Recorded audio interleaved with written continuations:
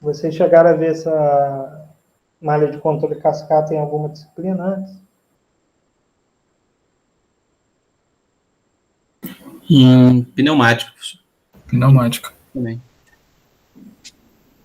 Não, acho que vocês viram lá em CLP pneumática também. é outra coisa, eu acho. O diesel de pneumático CLP deu. CLP, viu? passo a passo ou cascata, né? Isso.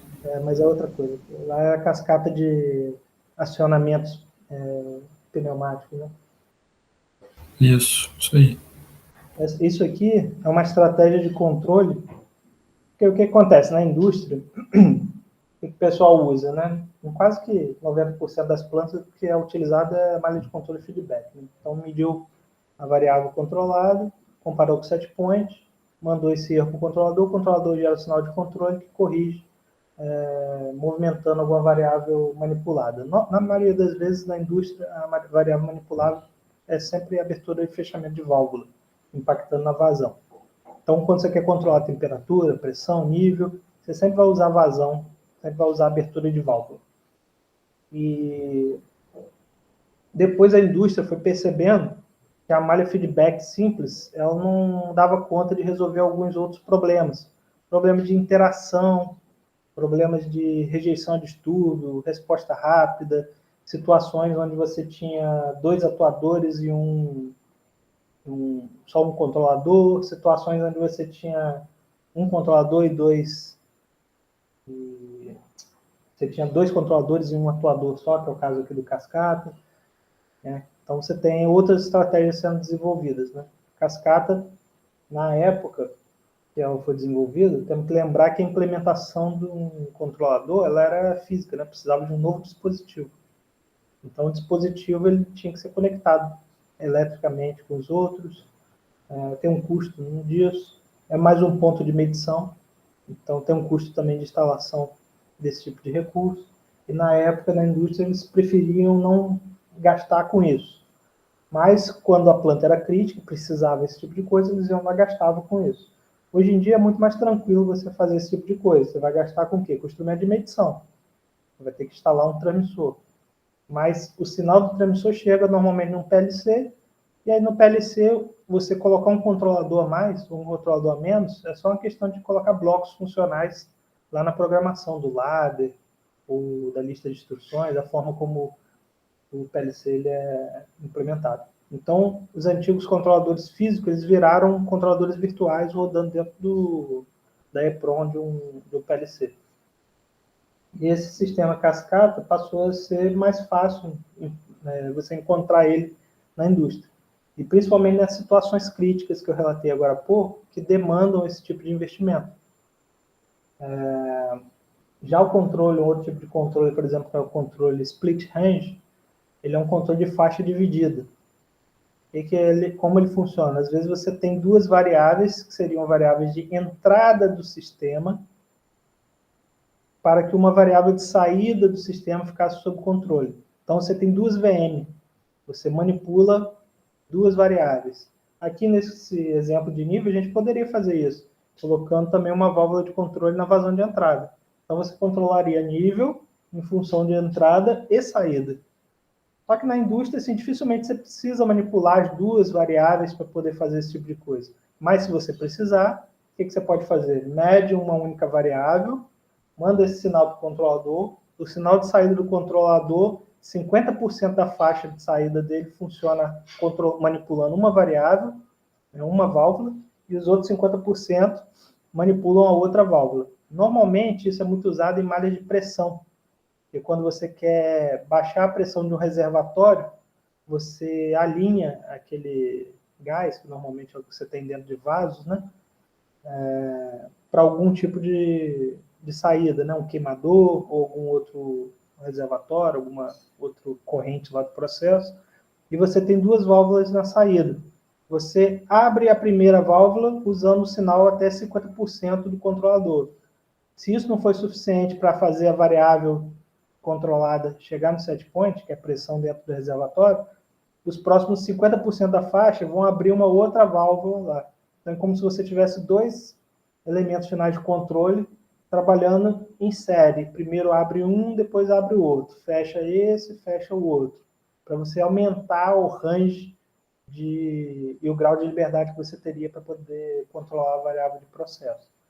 Então, a indústria ela foi refinando suas estratégias de controle e feedback, usando o controlador PID como base, mas fazendo essas associações aqui. E o controle cascata é uma dessas estratégias, assim como o controle split range é uma outra estratégia. Eu perguntei se vocês viram isso antes, porque normalmente a gente vê um pouco disso ou em instrumentação, ou em PLC. São disciplinas aí que eu acho que vocês já fizeram. EPI também.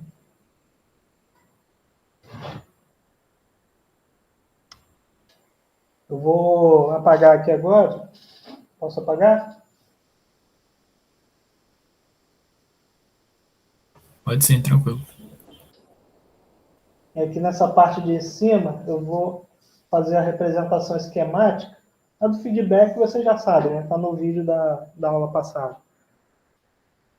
Mas a cascata. A cascata é interessante a gente pensar na dinâmica disso, né? Como é que a gente implementaria aqui uma dinâmica que representasse o comportamento de um reservatório que tem duas variáveis, né? De entrada, vazão de entrada, vazão de saída, e que você quer que a variável de saída, que é nível, se modifique em função disso, mas que o sistema de controle no momento aqui não é mais um feedback, e sim um cascata. Então a gente tem que pensar nos blocos que constituem esse diagrama primeiro.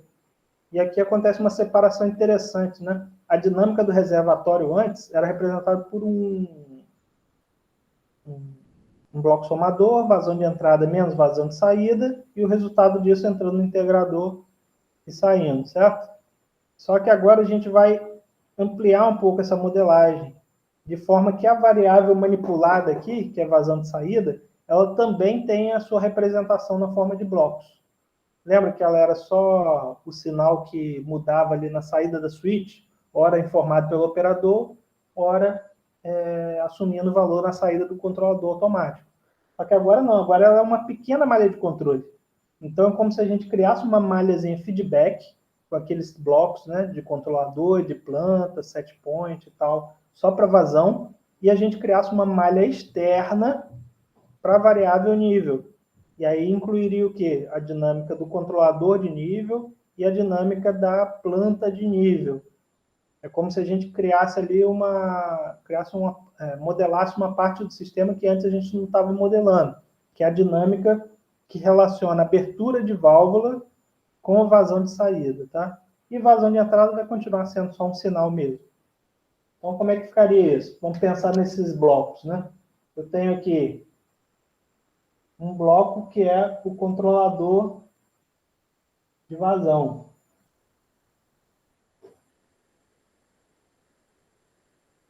Certo? O controlador de vazão gera um sinal que modifica quem? A entrada da minha planta de vazão. Então, eu tenho aqui vazão. O sinal que está chegando aqui, ele, na verdade, é o quê? É a abertura de válvula na entrada e valor de vazão que é assumido na saída. Inclusive, essa informação é medida aqui pelo transmissor de vazão da saída. Então, é como se eu tivesse uma variável de saída aqui, que é vazão. Se é uma variável de saída da planta, eu realimento aqui e comparo com um set point. Então, eu tenho um set point de vazão. Vou botar aqui set point, subíndice vazão.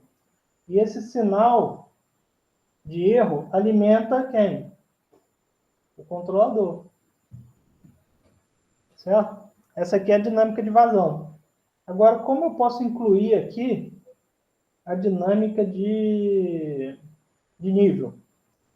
Eu sei que a vazão é a variável de entrada da planta de nível, certo? Vazão de saída. Aqui eu tenho vazão de saída, né? E eu tenho, logicamente, também quem entrando aqui? vazão de entrada. Mas ela está representada só como um sinal. O valor de nível é uma variável de saída, que inclusive é medida aqui para esse transmissor de nível. E essa informação, ela é comparada com um set point de nível. Então, algum operador setou lá um valor, eu quero que o nível fique em 50%, 60%, 70%. Esse valor, comparado com o valor de nível naquele instante, vai gerar o erro. E esse erro aqui vai alimentar um controlador de nível. E a saída desse controlador de nível se torna o set point do controlador de vazão. Então é como se eu tivesse esse tipo de dinâmica aí sendo representada no MATLAB. Agora, no MATLAB, quem é quem? Esse bloco aqui de vazão, como ele só tem uma variável de entrada e uma variável de saída, eu posso representar ele como uma função de transferência, do tipo 1 sobre S mais 1. Controladores são aqueles controladores que nós fizemos lá, P mais I, lembra? Nós usamos a estrutura padrão do P&D, usamos só controladores P mais I modificados. Por que é interessante que eles sejam modificados? Porque naquele bloco de controle P&D modificado que a gente viu na semana passada, a gente consegue passar valores de proporcional integral, passar valores de set point e também mudar de manual para automático, tudo via supervisório. E isso é bom quando você está desenvolvendo esses simuladores, de forma que você não tenha que ir lá no MATLAB para setar esses valores. Você faz todos esses ajustes via supervisório. Porque num sistema real, se você estivesse interfaceando com a tela de um supervisório, você ia usar esses parâmetros direto lá no supervisório, porque não tem MATLAB na história. Né? Você tem um hardware ali por trás, tem instrumentos medindo e tem a planta em si, processo em si. Então, nós sabemos aqui quem são essas duas dinâmicas. Eu botei aqui P mais I aqui em cima, mas esse aqui é o controlador. P mais I. E quem é nível aqui? Nível está representado pelo integrador, né? Vocês devem lembrar lá. Né? Vazão de entrada somando, vazão de saída diminuindo. 1 sobre S aqui, faturado. Então, essa é a dinâmica aqui. E essa aqui é a dinâmica de vazão. As dinâmicas de controle já foram vistas na aula passada.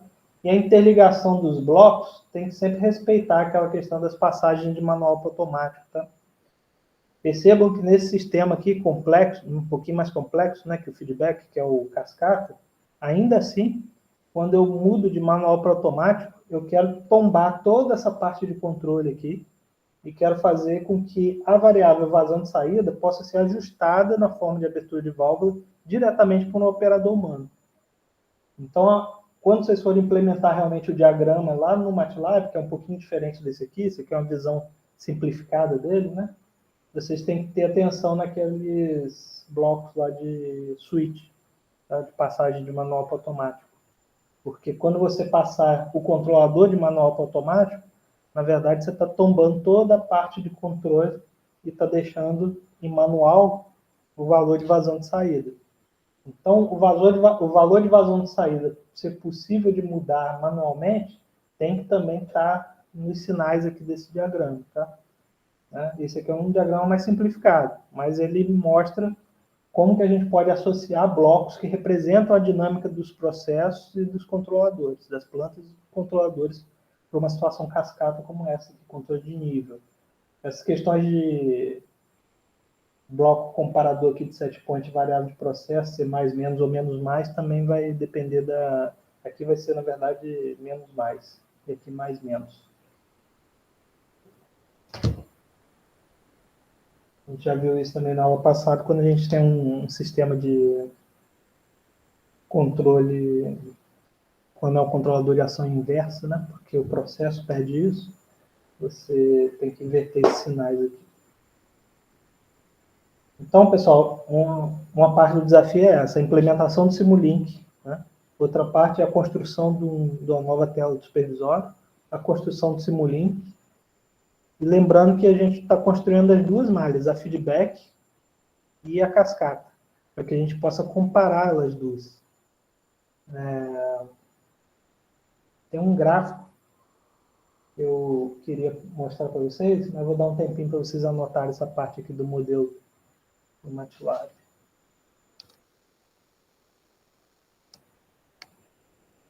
E aí, quando vocês tiverem anotado aí, feitas as anotações de vocês, vocês me falam aí que eu vou mostrar um gráfico para vocês.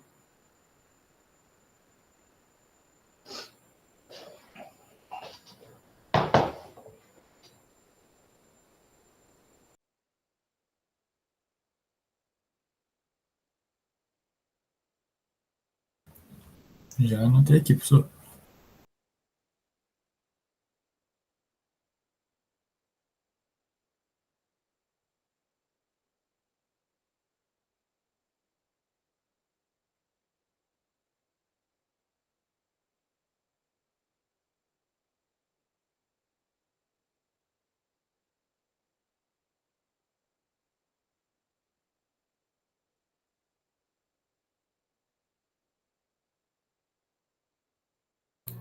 Anotei também, professor.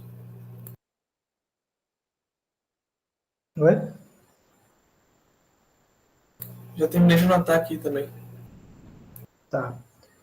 Eu vou deixar a câmera filmando aqui o diagrama de blocos, se alguém ainda estiver anotando. Eu acho que... Só que eu acho que vai diminuir um pouco o tamanho. Mas, enfim, acho que dá para eu fazer um compartilhamento de tela aqui, mesmo com a câmera ligada. Deixa eu só abrir o arquivo aqui primeiro.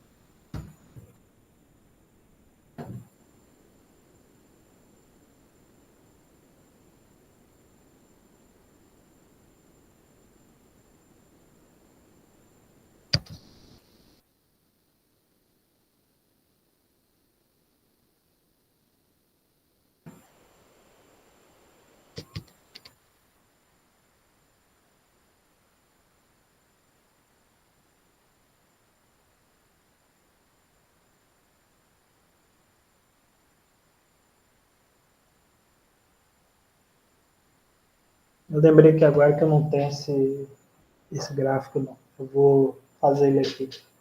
Eu posso apagar aqui o diagrama de blocos? Todo mundo já anotou?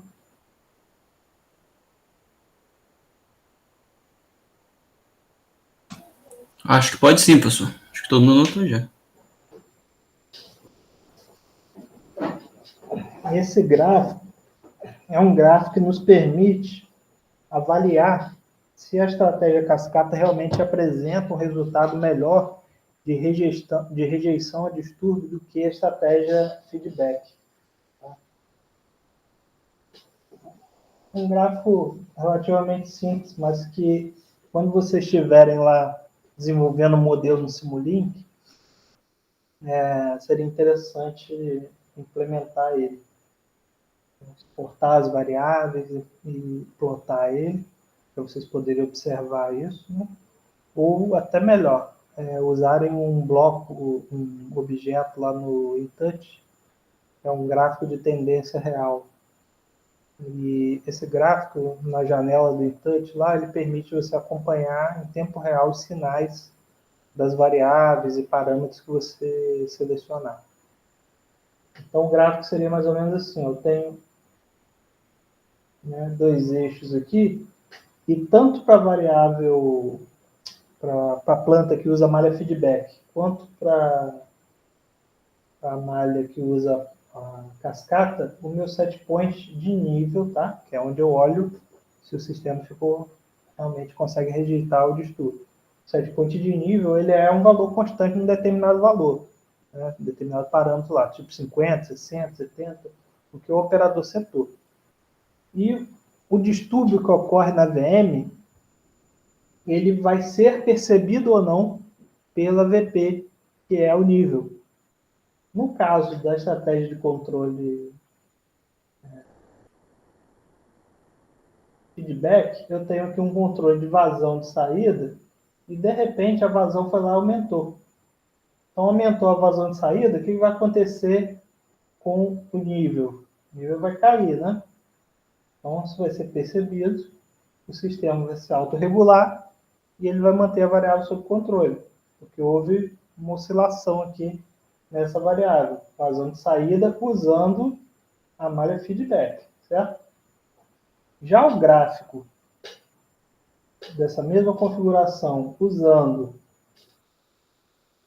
aqui 7 pontos de nível, né? Cascata, esse aqui é feedback.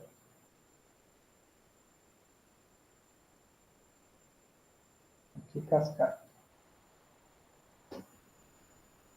Nós temos aqui a vazão de saída. Acontece a oscilação na vazão de saída, no caso da cascata. O que vai acontecer aqui? O nível vai talvez perceber um pouco isso, mas logo vai se ajustar. Então, o que a gente quer verificar é se a variável nível, né? A informação de nível, que estava ali acompanhando o set point. Quando acontece o distúrbio na VM, quem consegue se dar melhor em termos de manter a variável de processo, que é a variável principal, que é nível, próximo do set point. Num cenário ideal, a malha cascata nem sentiria isso aqui. Essa pequena distúrbio que eu mostrei aqui, ela teria que perceber. Por quê? Porque o sistema teria que se autorregular bem rápido. Já esse aqui, como ele não se autorregula, ele pode permanecer. E aí o sistema feedback de controle de nível que tem que fazer essa regulagem. Só que ele só vai começar a perceber isso quando o nível mudar. O transmissor de nível tem que sentir essa oscilação que aconteceu na vazão de saída, mas que vai ser passada para a variável principal. Já aqui não, ó, o sistema de controle de vazão já corrigiu. E aí o que foi sentido no nível é mínimo. E o sistema de controle de nível nem precisa entrar em funcionamento. Então, essa é a ideia do cascata contra o feedback. A gente poder ver que, no caso do feedback para o cascata se dá melhor, porque ele consegue fazer com que o sistema de controle automático de vazão corrija o distúrbio antes de ser passado para a AVP, que é a principal lá, é nível. Então, vocês conseguiriam avaliar o desempenho das duas malhas de controle que vocês desenvolvam lá no simulador através de um gráfico que tivesse esses sinais aqui. O set point é o mesmo para as duas. E o nível das duas é diferente, né? Nível na saída do reservatório quando a malha de controle é feedback, nível do reservatório quando a malha de controle é cascata. E essa VS aqui também é uma VS meio que sem controle aqui, né? E aqui é uma VS, que é vazão de saída já sendo controlada por um pequeno sistema de controle rápido ali de vazão. Uma questão importante com relação à sintonia desses controladores, tá? Na indústria, né, o pessoal, né, dificilmente projeta, né, o controlador utilizando os métodos que vocês veem lá nas disciplinas de teoria de controle clássico. Né, não ficam modelando o sistema na forma de função de transferência, nem praticamente nada disso. E aí, empiricamente, operadores humanos perceberam como deveriam ajustar esses dois parâmetros líquidos, né, tirando a derivativa, né, ficando só com a proporcional integral dos controladores, numa estratégia de controle cascata. Eles perceberam que o sistema de controle da malha rápida, que é de pressão, tem que agir rápido. Para isso, eles setam um valor mais alto de ganho e um tempo de integral no controlador mais curto.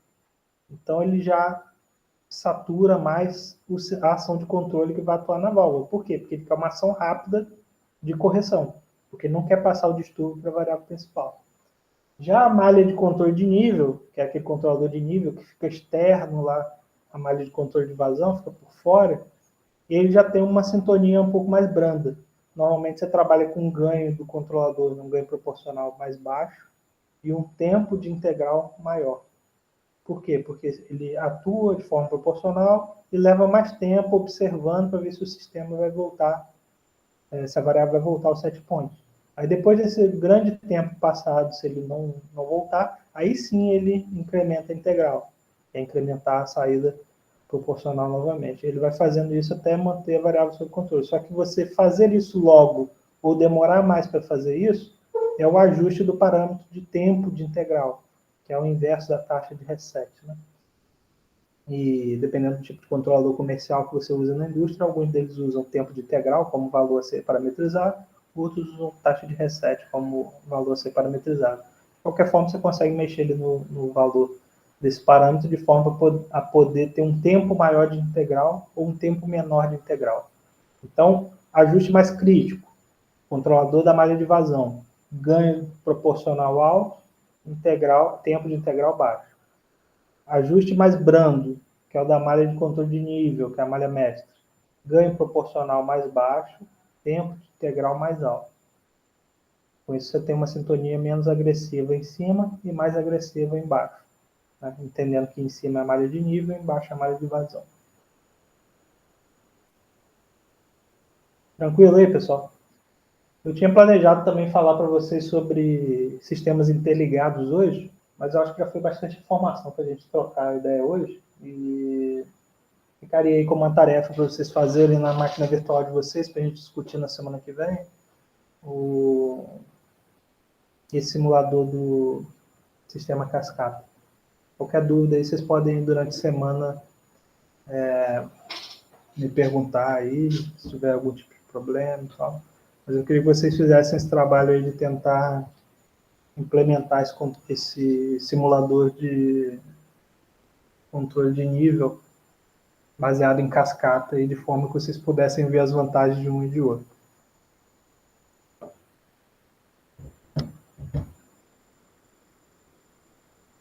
Beleza, professor. Por mim, tranquilo também. Então, tá bom. Mais uma observação aqui. Como nós não estamos trabalhando com um sistema real, nós estamos fazendo uma simulação do sistema real, uma coisa que não seria necessário fazer na indústria, se nós fôssemos, por exemplo, os operadores e tal, a gente não precisaria ajustar parâmetros da planta, né? A gente só usa a planta, ela tem sua própria dinâmica, né? A gente não interfere nisso no sistema real. O que a gente faz é alterar os parâmetros do controlador. Só que como a gente está desenvolvendo uma simulação, né, para dar base para uma operação e assim se tornar um simulador, a gente tem que ajustar também os ganhos do modelo da planta, né? Aquele 1 sobre S mais 1 que eu mostrei para vocês, que seria ali a dinâmica de vazão, a relação entre abertura de válvula e vazão, né? E a relação entre vazão de entrada, vazão de saída e nível, representado pelo aquele integrador lá. Então, valores para esses parâmetros da planta também podem ser ajustados por vocês para poder fazer com que essa resposta do cascata sobressaindo, né, melhor do que a de feedback, fique mais nítido. Porque dependendo da configuração, se você deixar tudo unitário, né, tudo default lá do MATLAB, é bem provável que a resposta dos dois fique muito próxima, muito igual. E aí você não consiga perceber essa vantagem do cascata sobre o feedback que eu estou mencionando aqui. Então, fazer alguns ajustes nos controladores, que eu falei agora há pouco, e também ajustar os parâmetros da planta, pode fazer com que o sistema fique com esse comportamento observável aqui dos gráficos que a gente deseja fazer. Anotem os gráficos aí também no caderno de vocês. Vou deixar a câmera ligada um tempinho aqui para vocês anotarem esses gráficos aí.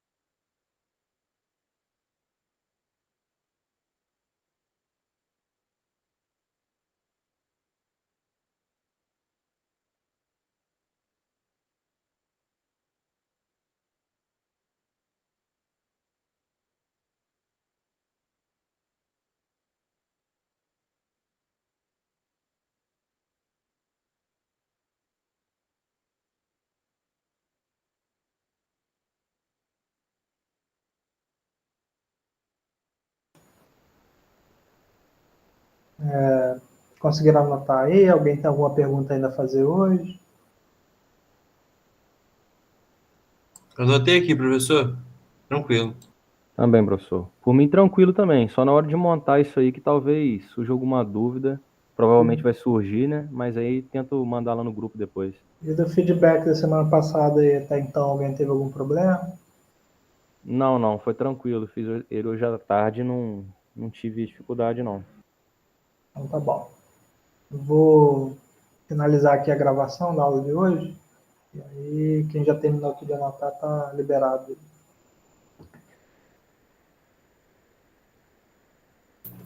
Valeu, professor. Boa noite. Até semana que vem. Valeu, professor. Até semana que vem. Até lá. Valeu, professor.